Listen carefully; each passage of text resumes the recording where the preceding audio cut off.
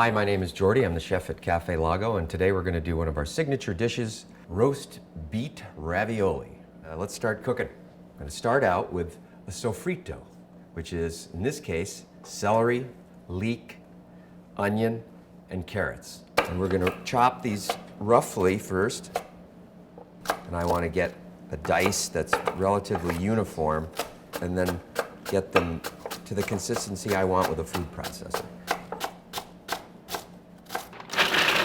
Pulsing the food processor. This is really important. You pulse so that the material drops back down onto the blade.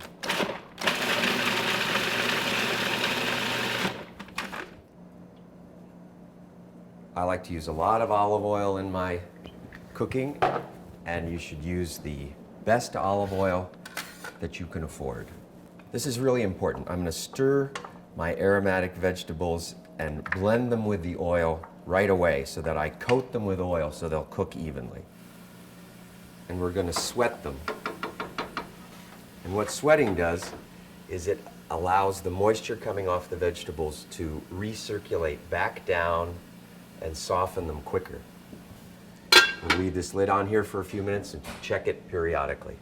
I've roasted the beets at 350 degrees, and I want a long, slow roasting time. Around 3 hours. Sometimes it could take more, sometimes less, but I don't cut up the beets when I roast them. Roast them whole.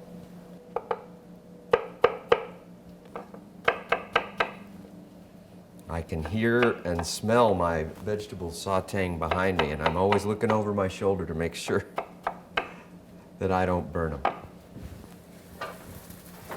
These are beautifully caramelized right now, and I think, oh God, it smells great. I think I'm gonna call these done.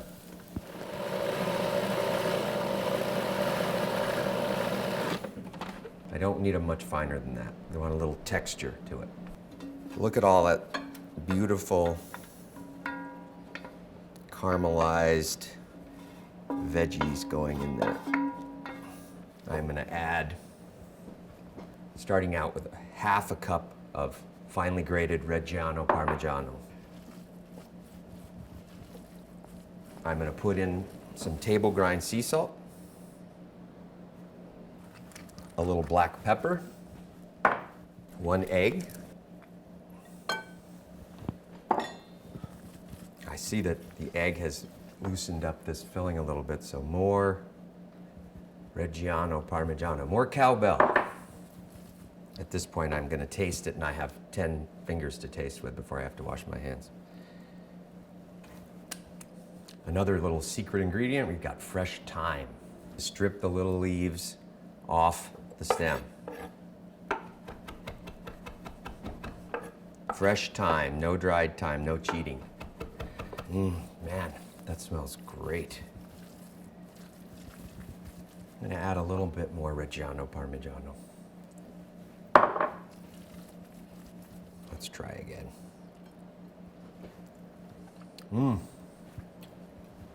I think I got it. I'm going to show you now how to make food processor pasta. Take your flour. This is fluffing it up, aerate, putting some air in there. Then you overfill the cup and then scrape it off till it's level. And that'll be a uniform amount of flour every time. 1 beaten egg. And I always beat the egg before I put it in. I'm gonna use a pinch of my table grind sea salt. For this pasta, whenever I make ravioli, I always put olive oil in my pasta. It helps with the elasticity. It helps keep the pasta, the open working time of the pasta is better when it has a little olive oil in it.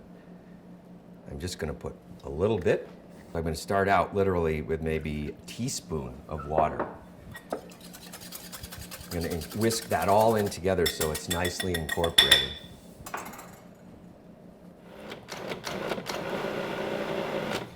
Now I can see that this dough is too dry.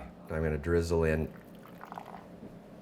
I think maybe another teaspoon of water.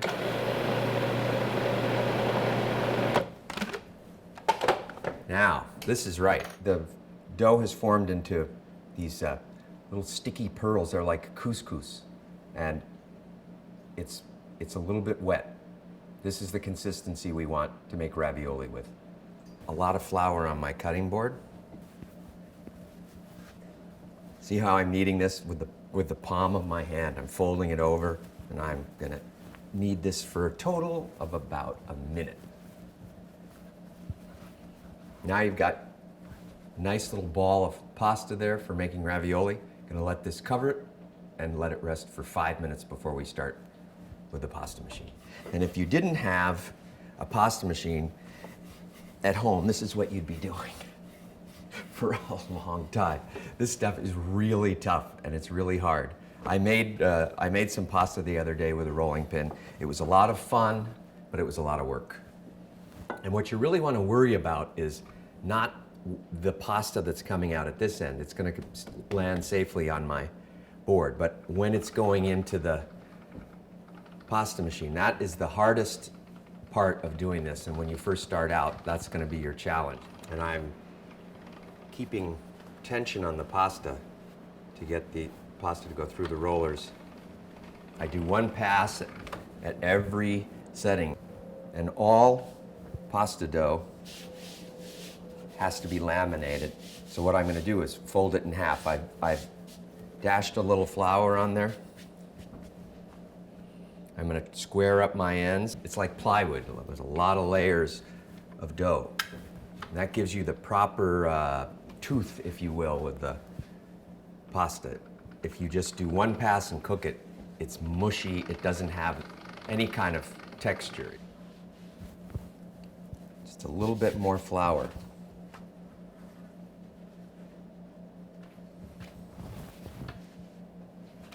I'm going to layer this. I'm folding it over twice this time.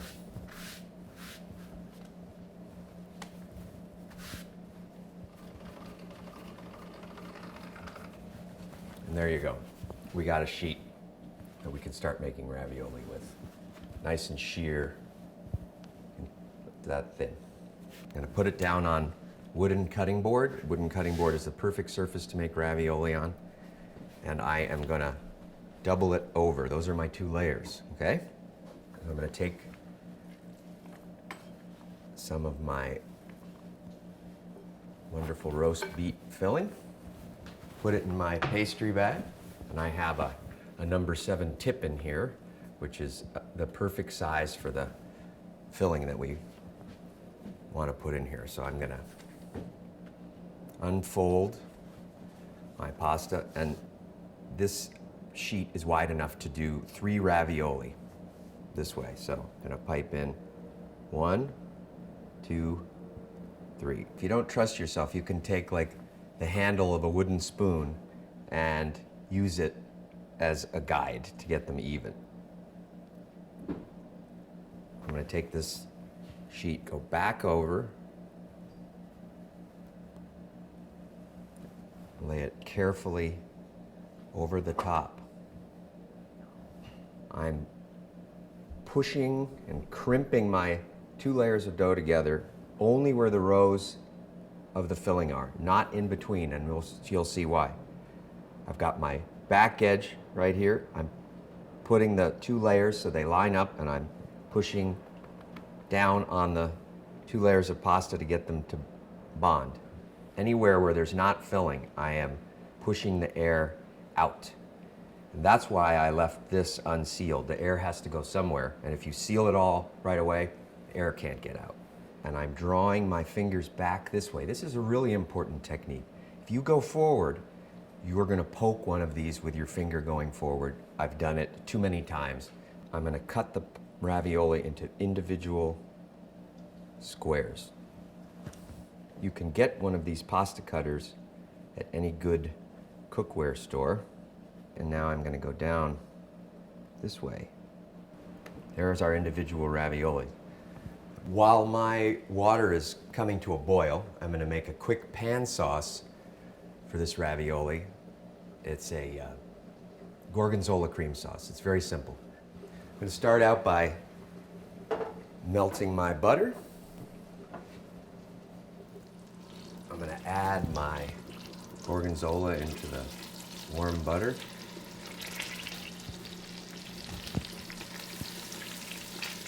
heavy cream. I put in a little pinch of salt. My approximate quarter cup of Reggiano Parmigiano. I'm going to drop these ravioli into my vigorously boiling water.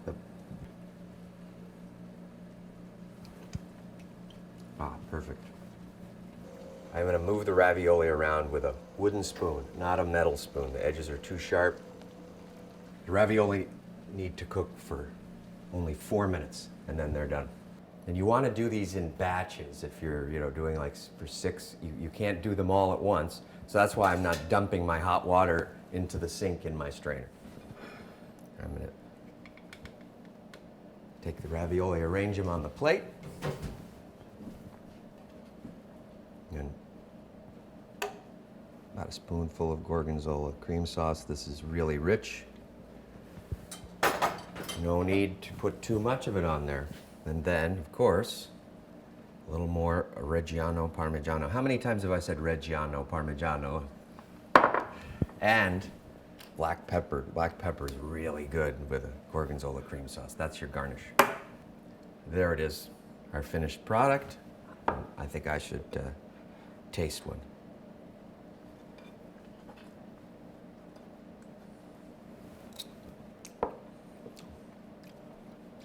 That's good. Wonderful. The beet and the carrots, very warm. A great counterpoint to this rich cream sauce. This is a great winter ravioli, I would say. Just a knockout. Try it at home.